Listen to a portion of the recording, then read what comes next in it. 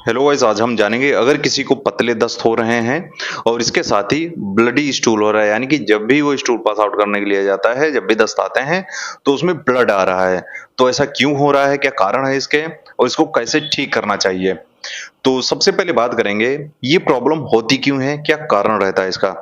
दोस्तों, जब भी गर्मियां बढ़ती हैं तो दस्त आना एक आम बात हो जाती है। बच्चों से लेके बड़ों में ये समस्याएं रहती हैं, पतले दस्त पानी के जैसे, और इसके साथ ही कभी कभी ब्लड देखने को मिलता है। अगर आपको ऐसे सिम्टम्स दिखें कि ब्लडी स्टूल हो रहा है तो आपको समझ जाना चाहिए कि पेट में इन्फेक्शन हुआ है। आंतों में जब इन्फेक्शन हो जाता है किसी भी तरह का, वायरल इन्फेक्शन की वजह से भी हो सकता है, बैक्टीरियल इन्फेक्शन की वजह से हो सकता है, या फिर पैरासाइट जैसे कि एमीबा वगैरह इन्फेक्शन कर देते हैं।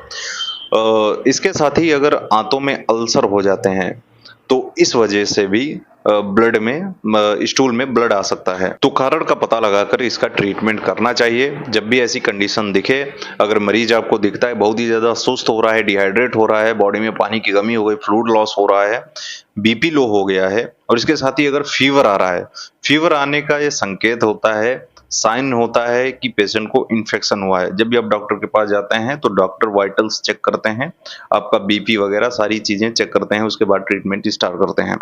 और इसमें करना क्या चाहिए, ट्रीटमेंट कैसे दिया जाता है वो भी जान लेते हैं। इसको सबसे पहले तो फ्लूइड थेरेपी दी जाती है, यानी कि पानी जो कमी हो गई है बॉडी में, फ्लूइड का लॉस हो गया है, उसको मैनेज करना चाहिए।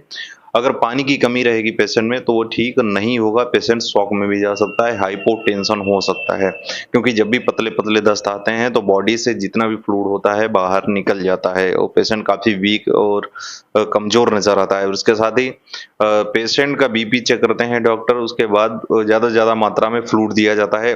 सबसे पहले तो ओरल फ्लूइड देना चाहिए। अगर ओरल फ्लूइड नहीं पेशेंट ले पा रहा है, मुंह से कुछ खा पी नहीं पा रहा है, उल्टियां हो जा रही हैं, पेट में दर्द होने लगता है कुछ भी खाता पीता है, तो वो आईवी थेरेपी दी जाती है, यानी कि आईवी फ्लूइड्स दिए जाते हैं। इसमें जो आईवी फ्लूइड दिया जाता है, आरएल दिया जाता है, नॉर्मल सलाइन दे सकते हैं, तो ये फ्लूइड्स दिए जाते हैं। और इलेक्ट्रोलाइट्स जो होते हैं हमारी बॉडी में वो इम्बैलेंस हो जाते हैं, उनको मैनेज किया जाता है।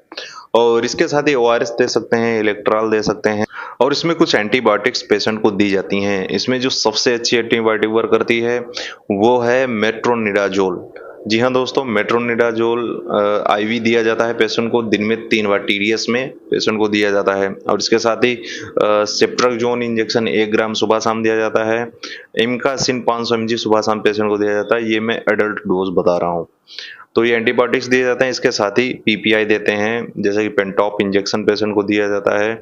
और इसके साथ ही अगर पेंटॉप नहीं पेशेंट अगर ले पा रहा है या फिर अवेलेबल नहीं है तो एसिलॉग इंजेक्शन देते हैं।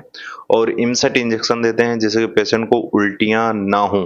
कई बार क्या होता है, मेडिसिन देने से उनके साइड इफेक्ट होने की वजह से उल्टियां स्टार्ट हो जाती हैं। तो ये मेडिसिन दी जाती हैं और आईवी फ्लूइड्स दिए जाते हैं।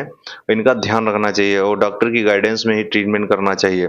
और अगर ब्लड ज़्यादा आ रहा है, स्टूल के साथ में मिक्स होके आ रहा है, तो पेशेंट को ईथम साइलेज या फिर ट्रेनेक्सामिक एसिड आता है ब्लड को कम कर रोकने के लिए, ब्लीडिंग कम करने के लिए, तो इंजेक्शन भी जरूरत पड़ने पर पेशेंट को दे सकते हैं। अगर पेट में दर्द या फिर ऐंठन हो रही है तो नोबल स्पास पेशेंट को दे सकते हैं। ये इंजेक्शन आता है, आईएम दिया जाता है, यानी कि इंट्रामस्कुलर पेशेंट को लगाया जाता है।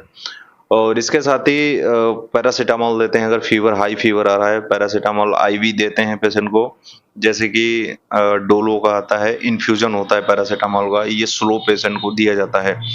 और इस कंडीशन में ओरल मेडिसिन देने से बचना चाहिए, क्योंकि जो भी मेडिसिन देंगे वो पेट में जाएंगी, हो सकता है और भी कॉम्प्लिकेशंस हो सकती हैं, जैसे कि पेट में दर्द बढ़ सकता है, उल्टी हो सकती है। और ये आईवी ही थेरेपी दी जाती है, आईवी ट्रीटमेंट दिया जाता है पेशेंट को, और ये ट्रीटमेंट लगातार 4 से 5 दिन तक देते हैं, पेशेंट को रिलीफ मिल जाता है। और अगर फिर भी रिलीफ नहीं मिल रहा है तो पेशेंट को हायर सेंटर रिफर कर सकते हैं फर्दर इन्वेस्टिगेशन के लिए। जांचें कराई जाती हैं कि क्या कारण है जिसकी वजह से स्टूल में ब्लड आ रहा है। तो छोटा सा वीडियो था, इन्फॉर्मेटिव था। वीडियो अच्छा लगा इसको लाइक करें, चैनल को नए सब्सक्राइब जरूर कर लें, बेल आइकन को प्रेस कर लें। ऐसे ही और वीडियो देखने के लिए आप मेरे चैनल पर जाके विजिट कर सकते हैं।